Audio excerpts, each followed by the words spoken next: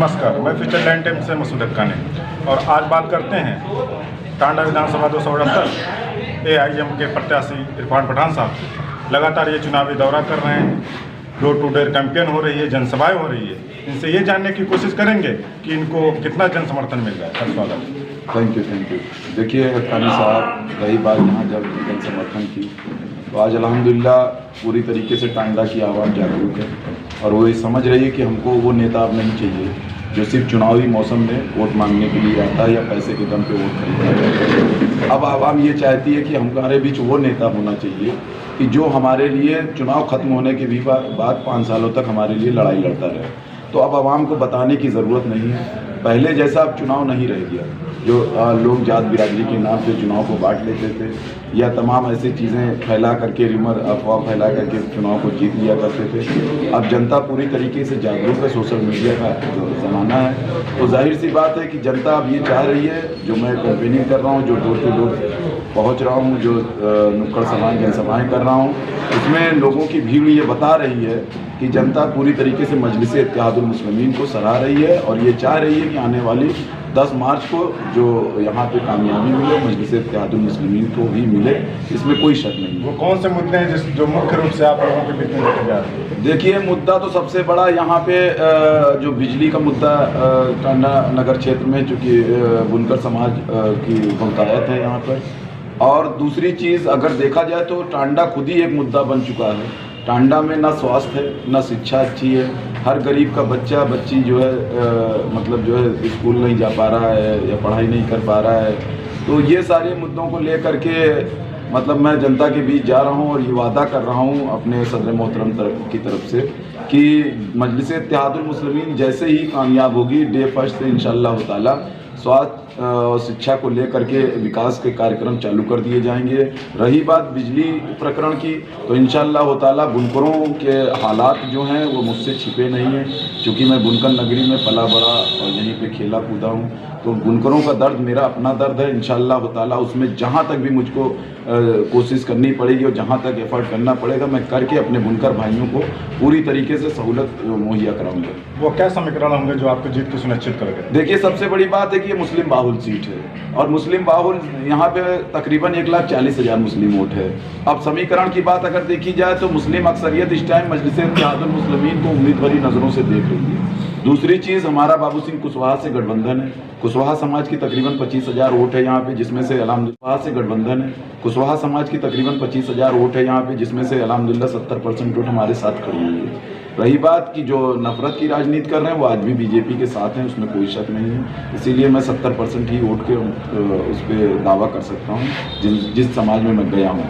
अब दूसरी चीज़, दूसरी हमारी एक क़यादत जो डॉक्टर अय्यूब अंसारी साहब हैं, वो भी मजलिस इत्तेहादुल मुस्लिमीन के कोलैबोरेशन में इत्तेहाद में हैं। तो ये सारे जो समीकरण है, ये जाहिर सी बात है सीधे से साबित कर रहे हैं कि ये जो 2022 होगा वो टांडा विधानसभा में मजलिस इत्तेहादुल मुस्लिमीन को होगा। और तीसरी एक बात और बताना चाहता हूँ, जो बाहर से प्रत्याशी ला करके यहाँ पे थोपा जा रहा है, उस प्रत्याशी के बैकग्राउंड को लोग भली बात जानते हैं। एक वो प्रत्याशी हो गया, दूसरा प्रत्याशी गौस अशरफ साहब जो रुपये में टिकट खरीद करके एक बीमार हाथी कर ले करके आए हैं, वो ये समझ रहे हैं कि मैं पैसे के धन बल पे चुनाव जीत जाऊंगा।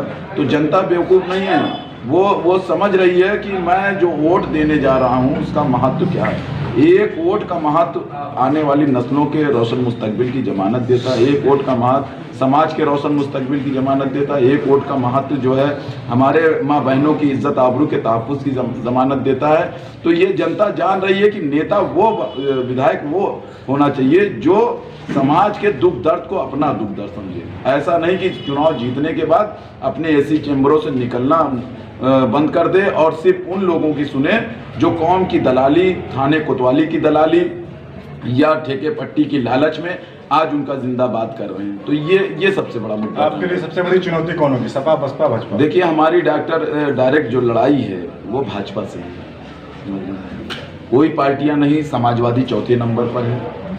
तीसरे नंबर पे इसलिए जो बसपा को मैं मान रहा हूँ कि बसपा का थोड़ा बहुत जनाधार अभी बचा हुआ है, 2-4-10% जनाधार है उसका, जबकि अक्सरियत जो है दलित समाज की वोट वो भाजपा की हो चुकी है। और जो तीसरे नंबर पे, इसीलिए मैं बसपा को कह रहा हूँ वो तीसरे नंबर की पार्टी है। अब जो मुख्य लड़ाई है वो भाजपा और एमआईएम की यहाँ पर है। अब जाहिर सी बात है कि मुसलमानों के अंदर, पिछड़ों के अंदर, शोषित के अंदर, वंचित के अंदर अगर सूझबूझ सही तरीके से जिस दौरे में जो मुझको दिख रही है, अगर वो सही तरीके से 3 तारीख को पतंग के निशान पे वोट दे दिए तो एमआईएम को यहाँ जीतने से कोई नहीं रोक सकता। इसमें ये दावे के साथ मैं कह रहा हूँ कि मजलिसे इत्तेहादुल मुस्लिमीन की पताका जो है 10 मार्च को इंशाअल्लाह ताला टांडा विधानसभा में फहरेगी, इसमें कोई शक नहीं है। हर पब्लिक कब गली गली, कूचे कूचे, होटल होटल लोग चिल्ला रहे हैं कि वोट देंगे तो बसपा भाजपा। देखिए हमारी डायरेक्ट जो लड़ाई है वो भाजपा से है, कोई पार्टियां नहीं। समाजवादी चौथे नंबर पर है, तीसरे नंबर पे इसलिए जो बसपा को मैं मान रहा हूँ कि बसपा का थोड़ा बहुत जनाधार अभी बचा हुआ है, 2-4-10% जनाधार है उसका, जबकि अक्सरियत जो है दलित समाज की वोट वो भाजपा की हो चुकी है। और जो तीसरे नंबर पे, इसीलिए मैं बसपा को कह रहा हूँ वो तीसरे नंबर की पार्टी है। अब जो मुख्य लड़ाई है वो भाजपा और एमआईएम की यहाँ पर है। अब जाहिर सी बात है कि मुसलमानों के अंदर, पिछड़ों के अंदर, शोषित के अंदर, वंचित के अंदर अगर सूझबूझ सही तरीके से जिस दौरे में जो मुझको दिख रही है, अगर वो सही तरीके से 3 तारीख को पतंग के निशान पे वोट दे दिए तो एमआईएम को यहाँ जीतने से कोई नहीं रोक सकता। इसमें ये दावे के साथ मैं कह रहा हूँ कि मजलिसे इत्तेहादुल मुस्लिमीन की पताका जो है 10 मार्च को इंशाअल्लाह ताला टांडा विधानसभा में फहरेगी, इसमें कोई शक नहीं है। हर पब्लिक कब गली गली, कूचे कूचे, होटल होटल लोग चिल्ला रहे हैं कि वोट देंगे तो पतंग को देंगे। पतंग ही एक ऐसी चाबी है जिससे हर सियासी ताले को खोला जा सकता है, वो दलित के लिए हो, वो मुस्लिम के लिए हो, वो शोषित के लिए हो, वो वंचित के लिए हो।